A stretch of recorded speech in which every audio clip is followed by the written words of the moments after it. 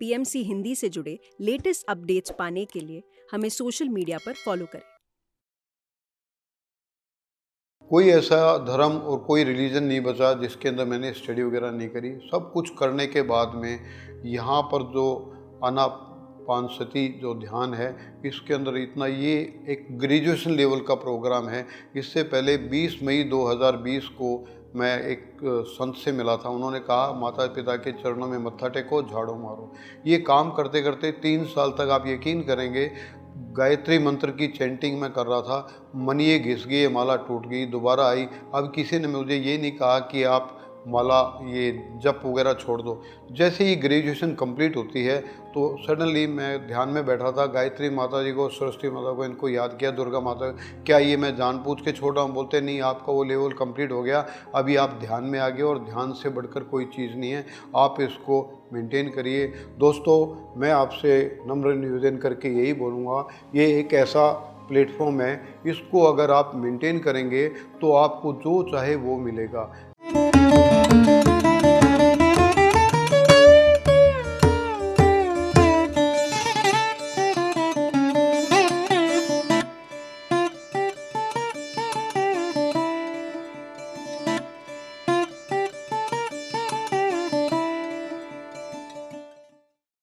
नमस्कार दोस्तों, मेरा नाम विनोद शर्मा है। मैं एक्स इंडियन नेवी भारतीय नौसेना से रिटायर्ड हूँ और मैं जयपुर में रहता हूँ। आज मैं आपके समक्ष मुंबई में आया हूँ और ख़ासकर इसी प्रोग्राम के लिए आया हूँ। सबसे पहले हम ब्रह्म ऋषि पितामह सुभाष पत्री जी को कोटि कोटि नमन करते हैं। इस ध्यान के अंदर मुझे लगभग 2 महीने ही हुए हैं, यानी आप बोल सकते हैं अंकुरित, मीन्स न्यूली बोर्न बेबी। 25 तारीख मई की बात थी। एक दिन मोबाइल में यूट्यूब में देख रहा था, देखते देखते सौभाग्य से क्लिक हो गया एस्ट्रल जर्नी के बारे में और मुझे उसमें काफ़ी इंटरेस्ट आया। वो देख करके मैं बार बार यूट्यूब में वही चीज़ देखता रहा और उसमें सब एक बार आता है कि मंडला एक कोर्स है और ये ध्यान के अंदर आपको करना अच्छा है। तो इसमें 40 दिन का टाइम बताया है। बोलते हैं 40 दिन ही क्यों, जैसे Shiv Chalisa, Hanuman Chalisa, Durga Chalisa, it means 40 days अगर हम कोई काम करते हैं तो माइंड की रिकंडीशनिंग होती है। ये करते मुझे बहुत अच्छा लगा। अब ध्यान, मुझे पता ही नहीं था कि ध्यान है क्या, लेकिन जैसे जैसे कुछ जो वीडियोस देखे तो देख करके मैंने 1 जून से, यानी 5 दिन तक तो मैं खाली ऑब्जर्व करता रहा। आप देखिएगा क्या क्या एक्सपीरियंस होते हैं। 1 जून से मैंने मंडला स्टार्ट किया था। मॉर्निंग के टाइम में ब्रह्म मुहूर्त में मेरे को 3 साढ़े 3 बजे नींद खुल जाती थी। अब वो क्यों खुलती थी वो बाद में पता चलता है। तो जैसे ही उठता, मोबाइल में जो भी कुछ ध्यान के रिलेटेड आता है वो लगा करके मैं सबसे पहले आलती पालती मार करके अपना स्पाइनल कॉर्ड स्ट्रेट करके फिंगरों को क्लेंच करके और आंखें बंद करके बैठ जाता था। अब आंख बंद करते हैं तो बिल्कुल काला काला अंधेरा नज़र आता है, लेकिन ध्यान में बहुत से आनंद महसूस होने लगे। सबसे पहले तो ये पता चलता है कि हम पाँव को फोल्ड क्यों करते हैं। We are in the form of energy, हम एक ऊर्जा है। हमारी जो ऊर्जा है 10% तो व्यर्थ होती है पाँव की पगथलियों से और 10% ऊर्जा हमारी वेस्ट होती है हाथों से, और ये हमने 10% सेव कर ली। अब देखिए इलेक्ट्रिक सर्किट कंप्लीट होता है, जैसे ही हमने दोनों आंखें बंद करी तो 80%, it means we have saved our 100% of energy. तो ये एनर्जी सेव करते ही सबसे पहले कोई भी जैसे ध्यान में बैठा तो बैठने के साथ में तो विचारों का आना संभव है। देखिए, हम एक दिन के अंदर 20 से 25 हज़ार सांसें लेते हैं और उसके 3 गुना जो विचार हमारे पास में आते हैं, यानी 60 से 70 हज़ार विचार आते हैं। अब देखिए, कोई बच्चा अगर स्कूल जाता है और स्कूल में पढ़ने जाता है, वो क्या पढ़ाई करेगा, जबकि 60 से 70 हज़ार तो विचार आएंगे। सेम उसी तरीके से कोई भी व्यक्ति हो तो उसमें विचार तो आएंगी, विचारों का आना आना है। हमारा काम है विचारों से दोस्ती नहीं करना। विचारों को बोला ओके लेट इट गो। फिर जैसे ही विचार आते हैं अपने ध्यान सांसों के ऊपर ध्यान ले जाते थे। तो ध्यान लेते लेते अभी सांसों की जो कंटिन्यूटी थी उसमें तो आनंद आने ही लगा। धीरे धीरे सब विचारों की भी श्रृंखला कम होगी। मैं ये नहीं बोलता हूँ कि एक ही दिन में ख़त्म हो जाएंगे, कैसे होंगे साहब? 60 से 70 हज़ार विचार जो अभी तक, आज मेरी उम्र 61 साल है, तो अभी तक जो दिमाग के अंदर हमारे पास में अनवांटेड एलिमेंट्स बगैर बात की जो बातें दिमाग में होती थी वही। और विचार क्या आते हैं साहब? एक तो पास्ट आएंगे या फिर फ्यूचर। अब पास्ट हमारा बीत चुका, उससे कोई मतलब नहीं है, फ्यूचर का हमें पता नहीं है। तो पत्री जी भी बोलते हैं और सभी बोलते हैं बी इन प्रेजेंट, हमारे को वर्तमान में ही रहना है। वर्तमान में रहने से हम जो आज हैं वो पहले कल की मेहनत का काम है।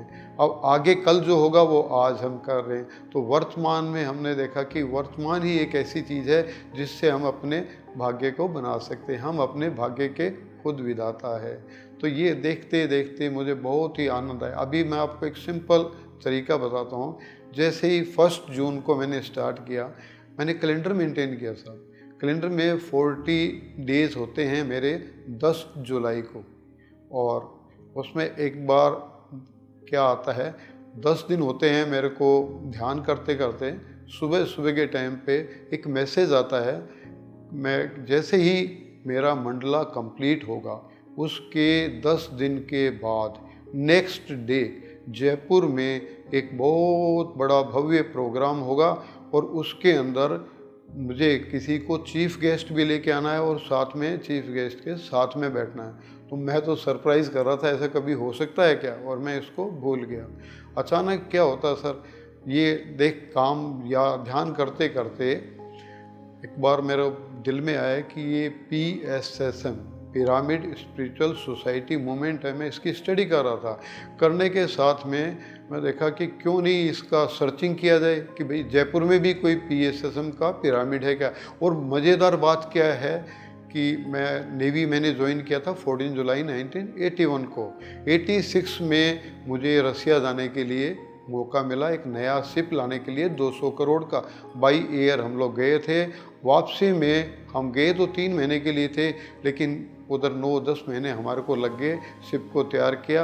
वापस आने के लिए हम इजिप्ट से होते हुए आपके गीज़ा पिरामिड देखने को मौका मिला। वो तो उस वक़्त ऐसे देख रहे थे, यंग जनरेशन, यंग टाइम था, लेकिन उस दिन का देखा हुआ आज समीकरण में आता है। जैसे ही पिरामिड देखा, हमने तो कुछ विचार नहीं किया था, लेकिन ये लॉजिक उसी टाइम में पत्री जी के साथ में लिंक हो जाता है। जैसे ही इसमें मैं देखने लगा कि कोई ऐसा पिरामिड सेंटर्स या पिरामिड जयपुर में कहाँ है, तो लिस्ट में देखा तो राजकुमारी चौधरी जी का एक एड्रेस था जयपुर के अंदर, CKS बराला हॉस्पिटल के पास में। चूँकि वो लेडी होने के नाते मैं अपनी धर्मपत्नी को साथ में लेकर के गया, और जाने के बाद में उनसे पूछा मैम थोड़ा इसके बारे में बताएंगे। जैसे उन्होंने गेट खोला, उनके गेट के पास में नवरत्न पिरामिड्स लगे हुए थे। उन्होंने कहा कि अभी कंटिन्यूस तो नहीं हो रहा है, लेकिन हम ऑनलाइन कर रहे हैं जब से कोविड हुआ। तो उन्होंने मुझे बड़े अच्छे ढंग से, बड़े सिस्टमेटिक वे से बताया। तो मैंने पूछा मैम ये पत्री साहब कहाँ मिलेंगे, तो उन्होंने कहा कि वो 24 जुलाई को 2022 को अंतरिक्ष में चले गए, अभी वो चैतन्य रूप में है। तो मुझे अच्छा तो नहीं लगा, लेकिन फिर मैं बोला ठीक है। उन्होंने मुझे आते वक्त एक मैगज़ीन दिया। उस मैगज़ीन के अंदर क्या देखता हूँ, 5th पेज के ऊपर एक पिरामिड के बारे में है। एक सिख साहब उसके अंदर बैठे हुए हैं, और पिरामिड उन्होंने लोहे की पाइप से बना रखा है। उसको देखते ही मेरे दिमाग में आया, लोहे की पाइप वाला पिरामिड तो ठीक है। उसमें बोला पिरामिड कोई भी बना सकता है, किसी भी मटेरियल से बना सकता है। तो साहब यकीन कीजिए, सबसे पहले मैंने पिरामिड बनाना शुरू किया मैच स्टिक से। माचिस की जो तीलियाँ होती है उनका ऊपर का रोगन हटा दिया, क्योंकि उसमें फायर एलिमेंट्स होते हैं, और निकाल के एक स्क्वायर बना लिया। स्क्वायर से फिर 52 डिग्री 51 मिनट के ऊपर उनको बना करके छोटे छोटे पिरामिड्स बनाए। मैंने सबसे पहले जो पिरामिड बनाने, छोटे छोटे पिरामिड बनाए, उसमें क्या किया, एक मैच स्टिक लिया, जैसे माचिस होती है अपनी 1 रुपये की डब्बी आती है, उसके ऊपर का जो फायर एलिमेंट्स होते हैं उसको कट कर दिया, और एक स्क्वायर बनाया। स्क्वायर के बाद में चारों एंगल से 52.51 डिग्री की एंगल बना करके और उसको तैयार कर दिया। उसका नीचे बेस हमने ब्लैक रखा ताकि वो आई पिरामिड के टाइप में यूज़ कर सकते हैं, हम अपनी आंखों पे लगा करके पिरामिड का सिस्टम यूज़ कर सकते हैं। फिर नेक्स्ट पिरामिड बनाया मैंने टूथपिक से। टूथपिक का भी स्क्वायर बनाया और 52.51 डिग्री बना के वाइट बेस लगा के रखा। उसको वाटर पिरामिड्स के लिए पानी के मटके के ऊपर या कहीं भी लगा करके देखा, इसका एक्सपीरियंस किया, बहुत अच्छा लगा। फिर 1 फीट का 2 फीट के ऐसे पिरामिड बनाने लगा। ये सैंपल के तौर पे जहाँ पे स्टडी करते हैं उसका यूज़ किया, बहुत अच्छा लगा। फिर एक पिरामिड मैंने बनाया 40 साल पहले। पिरामिड का एक प्रोग्राम आया था जिसमें पिरामिड के बारे में बताया, कैप के नीचे रख करके फ्रूट्स वगैरह। जो पत्री साहब ने एक एक्सपेरिमेंट किया था, मैंने भी वो एक्सपेरिमेंट किया। उसमें एक ब्रिंजाल, एक टमाटो और ये रख करके उसमें रख दिया। एक तो रखा बगैर पिरामिड के अंदर, एक रखा पिरामिड के अंदर। और इसको उन्होंने तो 1 महीने का एक्सपीरियंस किया था, मैंने उसको 9 दिन 10 दिन का एक्सपीरियंस करके ही देखा तो उसमें तरोताज़गी थी। जो पिरामिड के अंदर रखा गया तो उसमें आनंद आया, उससे मेरे को थोड़ा सेटिस्फेक्शन हुआ। फिर मैंने बुक से, जो सिंह साहब ने जो पिरामिड बना रखा था वो लोहे के पाइप का था, मैंने पीवीसी पाइप, CPVC, जिसका डायमीटर 1.25 इंच का और 10 फुट अपने 8 फुट की एक लंबी पाइप आती थी, मैंने 4 ली। उसमें से हाफ कट कर लिया, मीन्स 5 फुट बाई 5 फुट का। एक तो 4 पाइपें तो लगी अपने स्क्वायर के लिए और 4 को 52.51 डिग्री के एंगल के ऊपर ने इसको लगा के ऊपर अपने एल्बोज लगा दिए, ताकि एल्बो की पोजीशन के अंदर वो आके और एक नील डाल दिया ड्रिल करके, और नीचे के जो स्क्वायर थे उसमें टी लगा करके उसको सेटिंग कर दिया, शू लगा दिए, और वो देखने में बहुत अच्छा। उसको मैं बोलता हूँ सब SSTM, सस्ता, सुंदर, टिकाऊ, मजबूत। इससे सस्ता पिरामिड कहीं नहीं बन सकता है। मात्र 1250 रुपये के अंदर ये पिरामिड बना। और मज़ेदार बात है, इसको अपन मशीन गन की तरह खोल करके पोर्टेबल कहीं भी लेके जा सकते हैं, और इसका यूटिलाइजेशन भी मैंने करके देखा। ये करते करते मुझे आनंद आया। फिर मैं मैम से जब बात कर रहा था, मैम ने बोला कि मतलब मैं कोई एक ऐसे अच्छे व्यक्ति का नाम बता दीजिए। अच्छे तो सभी होते हैं, लेकिन कोई ऐसे व्यक्ति जिससे मैं इंटरेक्शन कर सकता हूँ।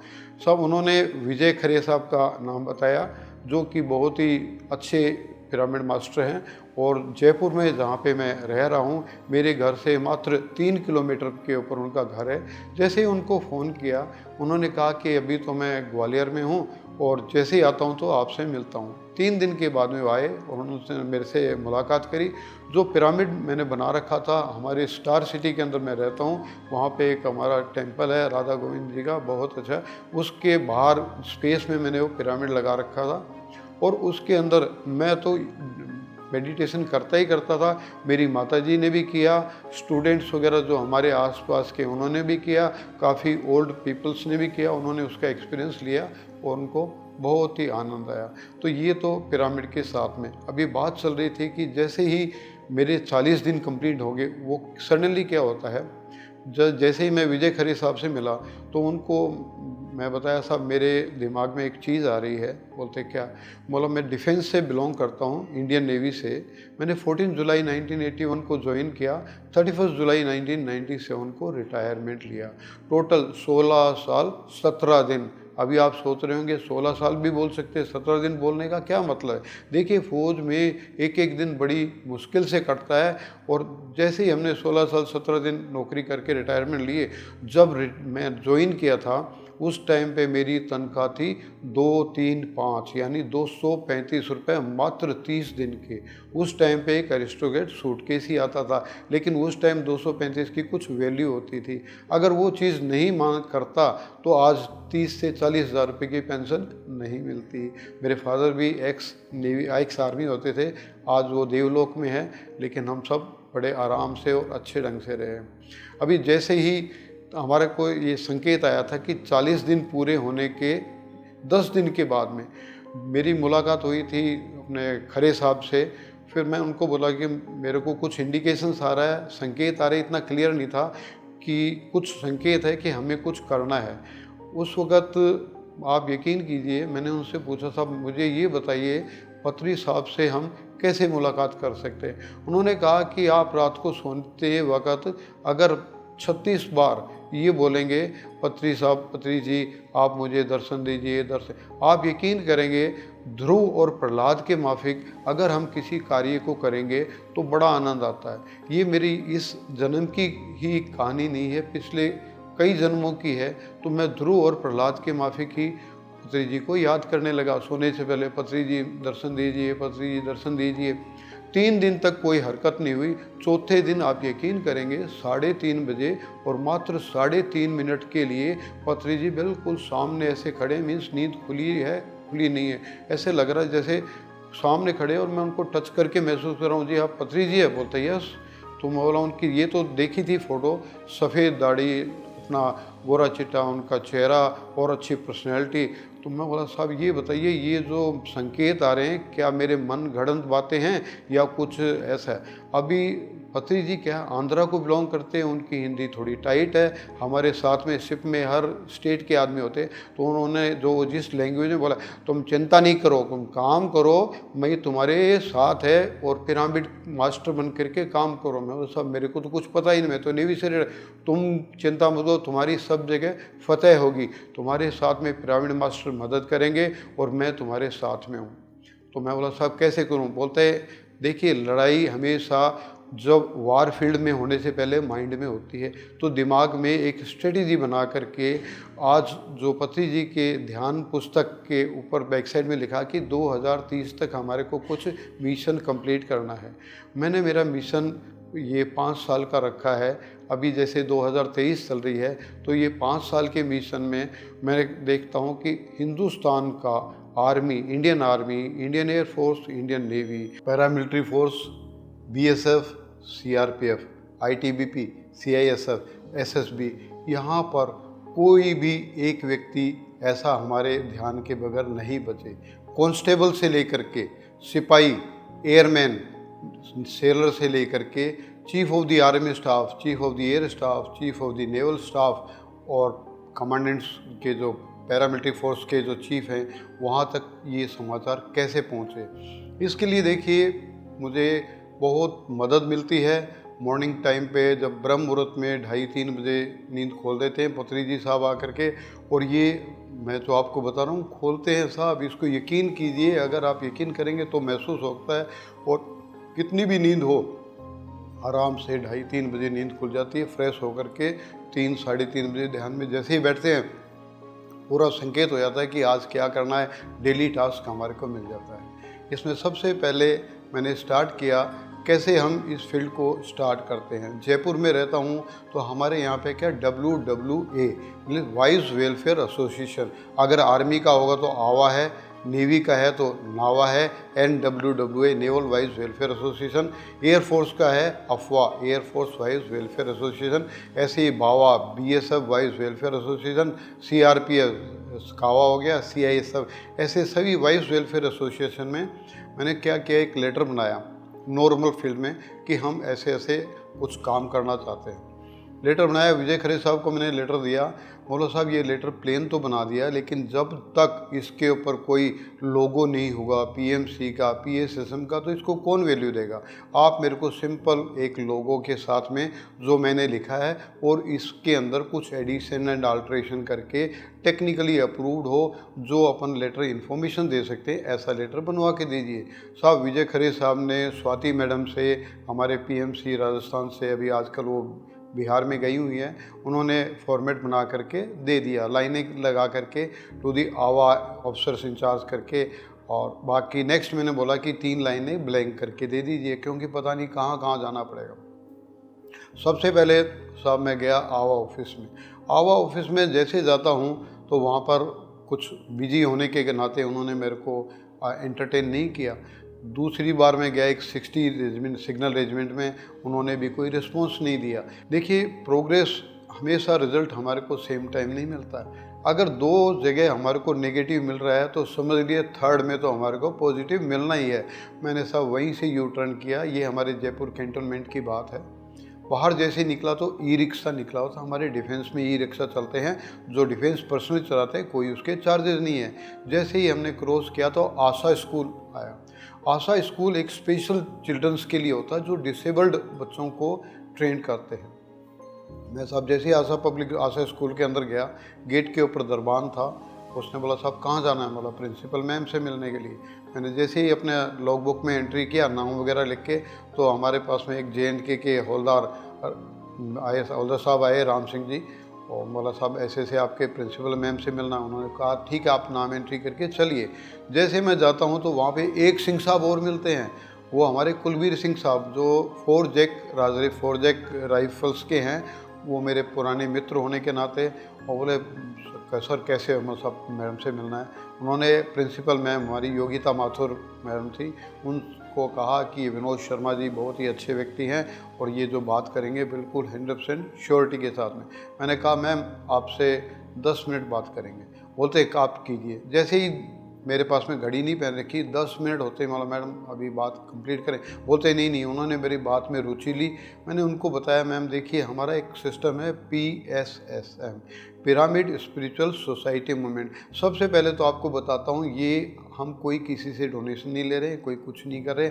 हमारा काम है इन बच्चों को हम ऐसी एक्टिविटीज़ बताएं जिससे इनको खुशी और इनकी सारी बीमारियों का सॉल्यूशन मिल जाए। तो मैम ने सोचा अगर ऐसा है तो आप बताइए, मैं इसके ऊपर मैं भी मेडिटेशन करती हूँ और इंटरेस्ट लेंगे।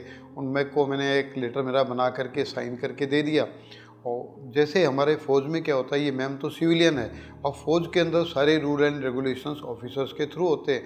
वहाँ पर मैंने देखा नोटिस बोर्ड के ऊपर हमारे पास में 5 सीनियर ऑफिसर्स, जैसे नॉर्दर्न कमांड के लेफ्टिनेंट जनरल राजू साहब, और उनके नीचे मेजर जनरल गोदारा जी, और उनके नीचे ऐसे ब्रिगेडियर्स और कर्नल और लेफ्टिनेंट कर्नल जो जिनके नाम लिखे हुए थे।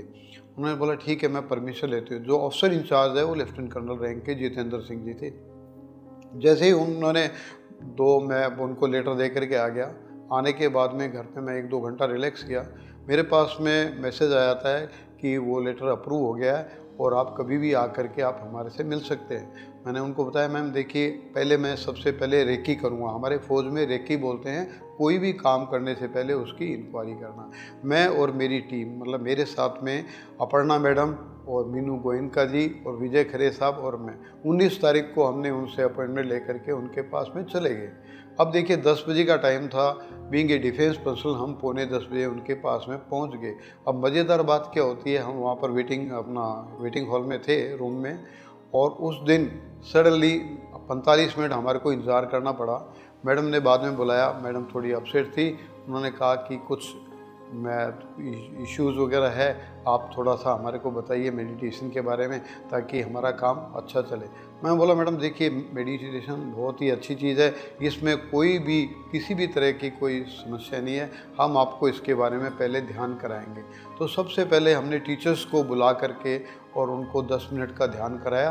ध्यान के दौरान हर टीचर के अलग अलग एक्सपीरियंस थे और बड़े ही खुश हुए। उन्होंने बोला कोई तो बोलते साहब कुछ रंग दिखाई दे रहे हैं, कोई बोलते कान्हा जी दिखाई दे रहे हैं, कोई बोलते साहब बहुत ही आनंद आ रहा है सुख और शांति में। 10 मिनट में अगर उनको ऐसा लगा, फिर हमने बोला कि एक बार बच्चों से भी हम मिलना चाहेंगे। आप यकीन करेंगे वहाँ पर छोटे बच्चों से लेकर के, अब बच्चे तो क्या गुलाब के फूल की तरह है, हम उनसे मिले, इतने खुश हुए बच्चे जैसे कि उनको कोई जन्नत मिल गई हो। उनके साथ हमने डांसिंग वगैरह भी किया, कुछ वीडियो क्लिपिंग भी किया करके हम उनके पास में वापस आ गए। उसी दौरान में क्या होता है देखिए, 21 जुलाई को परी मैम, पति जी की जो बिटिया है, वो आकर के दीप शिखा कॉलेज के अंदर एक प्रोग्राम ऑर्गेनाइज़ किया। अब आप देखिए कोरिलेट कीजिए, ये है 21 जुलाई और मैंने आपको कहा था कि 10 जून को, जैसे ही 10 जून मेरे पूरे होते हैं, मुझे संकेत आया था कि मेरा मंडला पूरा होगा।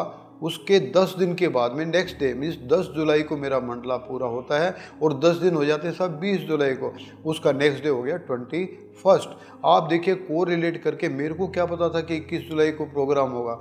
सेम टाइम पे हमने 19 जुलाई को बात किया विजय खरे साहब से, और मैं बोला आप मेरे को बताइए क्या कोई चीफ़ गेस्ट आ रहे हैं। उन्होंने बोला हमारे यहाँ तो चीफ़ गेस्ट नहीं बुलाते। बोला साहब देखिए बहुत अच्छा गोल्डन चांस है, अगर डिफेंस में एंट्री करनी है तो मैं उनको इनवाइट करता हूँ, 5 में से कोई भी अगर आएंगे तो उनको हम रिस्पेक्ट देंगे, मार्क को जो रिस्पेक्ट दिया जाता है उस ढंग से मैं उनको रिसीव करता हूँ। उन्होंने मेरे को बोल दिया आप बुला लीजिए। मैंने साहब गोदारा मैम की, मिसेस गोदारा जी को फ़ोन किया और बोला मैडम ऐसे ऐसे एक डिसेबल स्कूल आपका चल रहा है, उसके तहत हम बच्चों को ठीक करने के लिए तत्पर हैं, कोई चार्जेज नहीं, कोई कुछ नहीं है, और 21 तारीख को हम आपको इनवाइट कर रहे हैं, आप हमारे प्रोग्राम में आइए। चूँकि वो सेकंड सीनियर मोस्ट होने के नाते और उस टाइम पे हमारे जवाहर कला केंद्र के अंदर भी कुछ काम में व्यस्त थे, उन्होंने कहा विनोद जी मैं तो नहीं आ पाऊँगी, लेकिन मैं साहब को बता देती हूँ, वो किसी को डिटेल कर देंगे। उन्होंने लेफ्टिनेंट कर्नल जितेंद्र सिंह जी को डिटेल किया और उन्होंने बोला ठीक है मैं आऊँगा। नेक्स्ट डे जैसे ही मैंने उनको बोला साहब ये टाइमिंग है, और उनको मैंने रिसीव किया। सेम टाइम पर योगिता माथुर मैम जो प्रिंसिपल है उनको भी हमने इनवाइट किया, और बड़े प्रसन्नतापूर्वक परी मैम भी वहीं थे। उनको जो मार्क ऑफ रिस्पेक्ट, हमारे राजस्थान में पगड़ी बांधी जाती है और उनको तिलक और दीप प्रज्वलित वगैरह करके उनका सम्मान करके उनको बिठा दिया गया। तो मैं नीचे आने लगा, सडनली हमारे विजय खरे साहब और अपर्णा मैम बोलती विनोद जी कहाँ जा रहे हो? बोला मैम नीचे बैठता हूँ। बोलता है नहीं नहीं आप इधर आइए। उन्होंने मेरे साथ मेरे को अपने लेफ्टिनेंट कर्नल जितेंद्र सिंह जी के साथ में बिठा रखा था। आप यकीन कीजिए ये सिस्टम वो जो ध्यान में आया था वो यहाँ कोरिलेट हो गया, और कोरिलेट होने के बाद में बहुत ही अच्छा लगा। फिर 22 और 23 तारीख को जवाहर कला केंद्र जयपुर के अंदर आवा ने एक एग्जीबिशन के लिए सिस्टम डाला। मैं बोला मैम मैं मेरी तरफ से आपकी आवा के अंदर आऊँगा और कुछ सेवाएं मैं देना चाहता हूँ। बोलते ठीक है। मैं गया जी नेक्स्ट डे। अब नेक्स्ट डे जैसे ही जाता हूँ, उस जो ध्यान के अंदर आधा घंटा एक ध्यान हुआ था, उस ध्यान के अंदर बहुत अच्छे अच्छे एक्सपीरियंस शेयर करने को मौका मिला। मैंने भी अपने 8-9 मिनट का अपना शेयर किया मैसेज, और करने के साथ में लेफ्टिनेंट कर्नल साहब थे, उनसे मेरी बातचीत वगैरह चलने लगी। तो नेक्स्ट डे उन्होंने आकर के बोला, जब मैं गया था 21 तारीख को, 21 और 22 को प्रोग्राम था उनके यहाँ पे, 21 को उन्होंने कहा देखिए ये एक मैम है हमारी जो ट्वाइसे साहब है, वो 6 साल से पैरालिसिस है, और वो सचिन ग्लेशियर से आए थे, उनको कोल्ड स्ट्रोक हो गया था, आप इनको उनके बारे में बताइए। ये मैम, मैं बोला साहब ठीक है। बोले इनको ध्यान करें। मैं सब देखिए ध्यान करने का ये टाइम तो नहीं है, लेकिन मैं इनको बताऊंगा। वो मेरे फर्स्ट पेशेंट गोड हैं। मैं उनके पास में जा कर के उनको सिस्टमेटिक वे से कुछ बातें बताई, जो कि जैसे जैसे करना है वो भी प्रोसेस में लगे हुए हैं।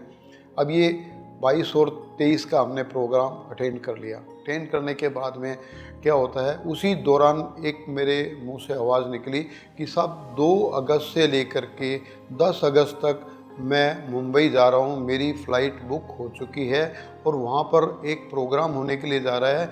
वो ध्यान ग्रुप जो ध्यान होगा उसमें 1000 व्यक्ति आएंगे। मुझे कुछ पता नहीं था, ये सडनली इंडिकेशन आया। बच्चों ने फ़्लाइट बुक कर दी विस्तारा के अंदर बिज़नेस क्लास में। मैं और मेरी वाइफ वहाँ पर आए। 2 तारीख को हम यहाँ पर पहुँचते हैं। अगले टाइम पे क्या होता है, संडे को प्रोग्राम होता है, मेरे पास में इन्विटेशंस आ जाता है। यहाँ पर महेश अग्रवाल जी ने इन्विटेशन दिया, सुनील जी ने इन्विटेशन दिया, और मैं जा कर के प्रोग्राम अटेंड करता हूँ। जैसे मैं पहुँचता हूँ, ध्यान तो चालू हो गया था, हम बिल्कुल लास्ट में बैठे हुए थे, मैं और मेरी वाइफ। सडनली जैसे ही जो मैम ने ध्यान कराया, ध्यान में बहुत आनंद आया। ध्यान ख़त्म होने के बाद उन्होंने एक डांस प्रोग्राम रखा। तो शुरू में तो मैं पीछे बैठा, लेकिन क्या होता है ना, फौजी आदमी है हम, बगैर डांस होता कहीं और रुक नहीं सकते। तो मैं मिसेज को बोला तुम रुको, मैं ऊपर जा करके थोड़ा डांस वगैरह करके। तब उन्होंने बोला ठीक आप पीछे से आगे आ जाइए। मेरे को 3rd रो में मैं और मिसेज बैठ के हमने पूरे प्रोग्राम को बड़े ध्यान से देखा, और ध्यान के साथ साथ में इतना आनंद आया। वहीं पर ओजस का भी प्रोग्राम था, उससे भी हमारे को सीखने के लिए मिला। सेम टाइम में सब वहाँ पे पूछा गया अपना अपना एक्सपीरियंस बताइए। तो एक्सपीरियंस मैं बता रहा था। सेम उनके पास टाइम की शॉर्टेज थी, उन्होंने बोला टाइम थोड़ा शॉर्ट है। बोला सर कोई बात नहीं, लेकिन यूनिवर्स देखिए कितना अच्छा काम करते हैं। वो उस दिन का थोड़ा बोलना अच्छा रहा। आज मुझे मौका दिया जा रहा है मुंबई के अंदर दादर ईस्ट के अंदर, जहाँ पर प्रोग्राम चल रहा है, और वहाँ जो रिकॉर्डिंग कर रहे थे हमारे सिंह साहब और हमारे साथी, उन्होंने मेरे को कॉल किया और मैं आपके सामने बैठ कर के ये बता रहा हूँ। अब यहाँ से जो जर्नी हमारी स्टार्ट होती है, मैंने स्टार्ट तो कर दिया, आर्मी के अंदर तो स्टार्ट कर दिया। मेरा मेन पर्पज़ था नावा के अंदर, नेवल वाइस वेलफेयर एसोसिएशन, जो कि मेरी ओरिजिनल यूनिट्स है। मैं सबसे पहले कल जा कर के आया था संकल्प स्कूल, अब नेवी के डिसेबल्ड बच्चे हैं जिसके अंदर अर्चना सक्सेना मैम प्रिंसिपल है। उनसे सैटरडे को मैं पहले गया था, स्कूल बंद हो गया था। एक रेखा मैम थी जो कि फिजिशियंस का काम कर रही है, उन्होंने मंडे को मुझे आने के लिए कहा। वो अर्चना सक्सेना मैडम इतने अच्छे ढंग से उन्होंने मेरा वेलकम किया और मेरे काम को सराहना दे करके बोला कि ठीक है आप ये स्टार्ट कीजिए। मैंने उनको लेटर दे के आ गया हूँ और आने के बाद में अभी चूँकि मैं तो कल मेरी फ़्लाइट है, मैं चला जाऊँगा। यहाँ हमारी पीएमसी मुंबई टीम है जो वॉलंटियर है उसको काम स्टार्ट करने के लिए।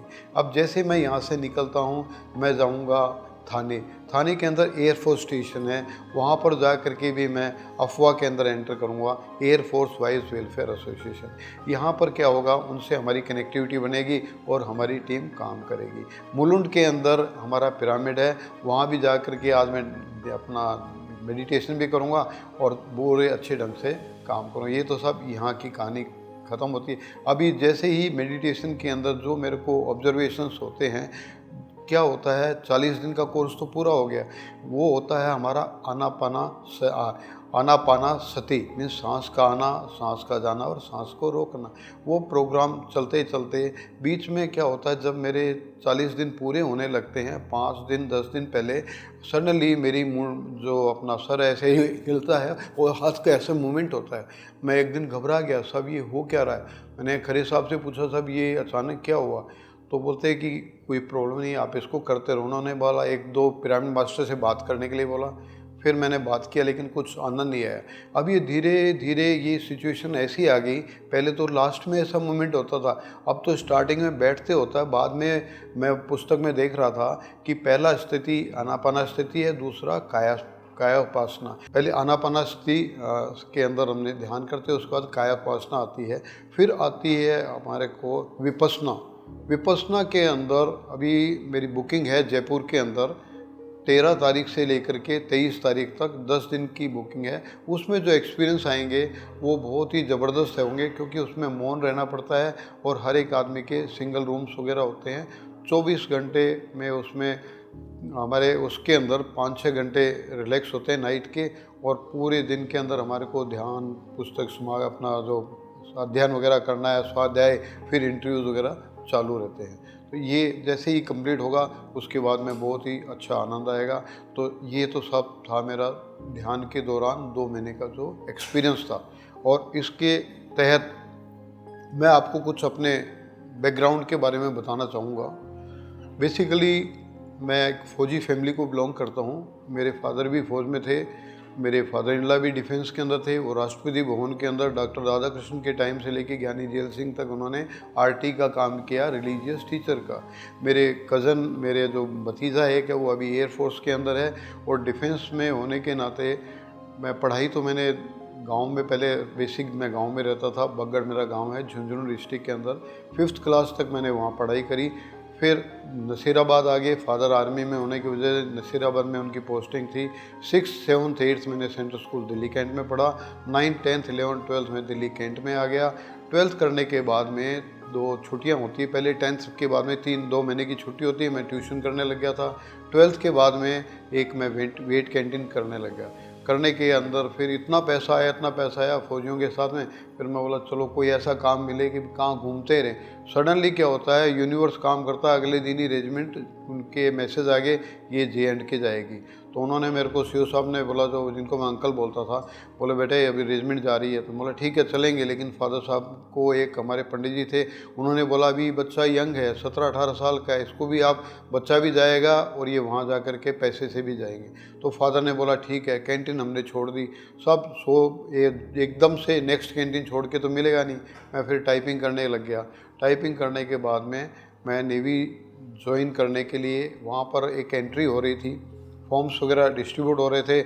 और मैंने आकर के, मेरे फादर उस टाइम MS ब्रांच में थे। 28 साल के अंदर 16 साल उन्होंने आर्मी हेडक्वार्टर के अंदर निकाले और हमारी पढ़ाई के लिए उन्होंने बड़े अच्छे ढंग से काम किया। और जैसे ही हम फौज में चले गए, और फौज के अंदर तो देखिए आपको पता है हमारे कमांडिंग ऑफिसर होते हैं, वही एक हमारे भगवान होते हैं। जैसे रिटायरमेंट लिया 31 जुलाई 1997 को मैं सऊदी चला गया। सऊदी में मैंने सर्विसेज के, कोई ऐसा धर्म और कोई रिलीजन नहीं बचा जिसके अंदर मैंने स्टडी वगैरह नहीं करी। सब कुछ करने के बाद में यहाँ पर जो आनापानसती जो ध्यान है, इसके अंदर इतना, ये एक ग्रेजुएशन लेवल का प्रोग्राम है। इससे पहले 20 मई 2020 को मैं एक संत से मिला था। उन्होंने कहा माता पिता के चरणों में मत्था टेको, झाड़ू मारो। ये काम करते करते 3 साल तक आप यकीन करेंगे, गायत्री मंत्र की चैंटिंग मैं कर रहा था, मनिए घिस गई, माला टूट गई, दोबारा आई। अब किसी ने मुझे ये नहीं कहा कि आप माला ये जप वगैरह छोड़ दो। जैसे ही ग्रेजुएशन कंप्लीट होती है तो सडनली मैं ध्यान में बैठा था, गायत्री माता जी को, सरस्वती माता को, इनको याद किया, दुर्गा माता, क्या ये मैं जानबूझ के छोड़ रहा हूँ? बोलते नहीं, आपका वो लेवल कंप्लीट हो गया, अभी आप ध्यान में आ गए और ध्यान से बढ़कर कोई चीज़ नहीं है, आप इसको मेंटेन करिए। दोस्तों, मैं आपसे नम्र निवेदन करके यही बोलूँगा, ये एक ऐसा प्लेटफॉर्म है, इसको अगर आप मेंटेन करेंगे तो आपको जो चाहे वो मिलेगा। यहाँ पर सुख चाहिए, सुख मिलेगा, शांति मिलेगी, समृद्धि मिलेगी। No medicine, no hospital, no doctor, आपको डॉक्टर नहीं, आप अपने डॉक्टर खुद हैं। और ये एक ऐसा स्थान है कि जिसमें आप कुछ भी जो आपको चाहें वही मिलेंगे। देखिए, एक संदेश जो मैं आपको देना चाहता हूँ, जो भी व्यक्ति अपने लाइफ में कुछ करना चाहते हैं, कुछ कर गुजरना चाहते हैं, हम जब सांस लेते हैं, पहली सांस में हमारा जन्म होता है, आखिरी सांस में हमारी मृत्यु होती है, बीच का समय हमारा जीवन कहलाता है। जीवन में कुछ ऐसा कर गुजर जाओ कि जाने के बाद दुनिया याद करे। और ये सिर्फ एक, जैसे पत्री जी हैं, परी मैडम ने बोला है, पत्री जी थे, पत्री जी हैं, पत्री जी रहेंगे। तो इसी तरीके से हमें हर वक्त वही काम करना चाहिए। सांस हमारी हर वक्त चलती है, जो फ्री में मिलती है हम उसकी कदर नहीं करते हैं। सांसों की गिनती है, हम चाहें जितनी उम्र खुद बढ़ा सकते हैं। सांसों को अपन कंट्रोल करेंगे तो हम बीमारी के नज़दीक नहीं जाएंगे, जो चाहे वही मिलेगा। तो दोस्तों, फिर से आपको एक बार मैं बोलता हूँ कि ध्यान बहुत बड़ी चीज़ है, इसके ऊपर आप दिल लगा के करो। और ये आनापानसती ध्यान है, इससे बड़ा कोई ध्यान नहीं है। 2500 वर्ष पूर्व गौतम बुद्ध जी ने ये बोध गया के अंदर जा कर के कई ध्यान जो किए, उनमें से एक मुख्य ध्यान किया है। धन्यवाद।